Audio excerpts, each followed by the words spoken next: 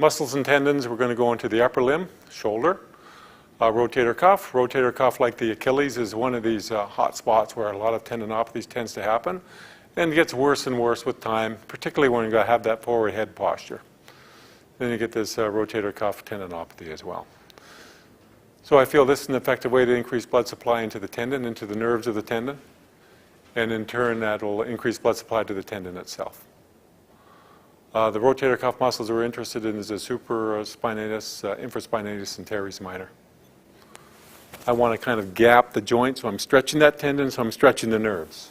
Hard to find the exact nerves, like the path of the nerves, because no anatomy book really shows you the small nerves, they just show you the big nerves. Yet the small nerves is really where everything happens. Just like the very, very small capillaries is where everything happens, because that's where perfusion takes place.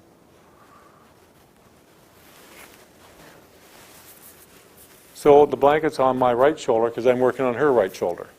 Now I'm trying to force her humeral head into the ceiling there. So I'm gapping the joint. Pressure on, pressure off. Pressure on, pressure off. So I'm stretching the tendons in the rotator cuff. You okay? Mm-hmm. You have to watch with this. Brachial plexus is close, the nerves to the arm are close here. So I don't want to dig my shoulder into that because it'll get numb in the hand. If so, you got to put more of a padding or change the position of your shoulder. The other thing I don't want to do is internally rotate the arm too much when I go underneath there, because the biceps tendon will be pinched then. Even though if I internally rotate, I'll stretch the rotator cuff, there's still plenty of stretch without that. So I want the biceps tendon out of the way now. Sorry. And when I drive with my legs, I'm driving up and keeping the arm down. I'm trying to pop that shoulder out. Pressure on, pressure off. Supraspinatus, I go more to the side. Pressure on. Teres minor. Turn to your right just a bit. Teres minor. Pressure on. That feel different?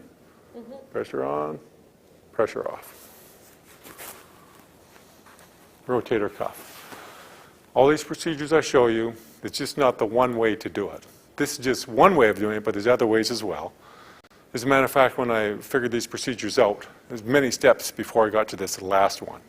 But other procedures or other ways of doing this might be more effective for other people. For example, within the geriatric section, I showed you how to do it when they're seated on a chair. You could perhaps do this procedure with the patient or the client lying supine or on their side. Biceps tendon, long head of the biceps, that involves the shoulder. Goes through the intertubercular groove in here. And sometimes you have the tendinosis there or the chronic shoulder pain from that. Let's have you lying on your back here.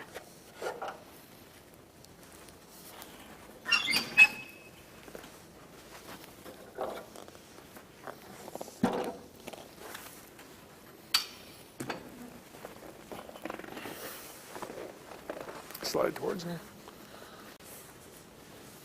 Long head of the biceps. I want to traction the biceps. External rotate the arm. Pronate the forearm. Traction, extend the shoulder, and extend the elbow. Feel that into your shoulder? Pressure on, pressure off. Have to be gentle with this one. And again, you may have to change your position until they feel it right into your target area. Sometimes they feel too much elbow, or sometimes they feel too much in the wrist. You may just have to kind of really traction or more extension in the shoulder. Pressure on, pressure off. While we're here, the brachialis is very close, isn't it? Brachialis. All right. Brachialis. Very close to our large nerve when we talked about the median nerve, is very close to that procedure. External rotation. Remember the wrist and long traction. This one, just the long head of the biceps. Pressure on, pressure off.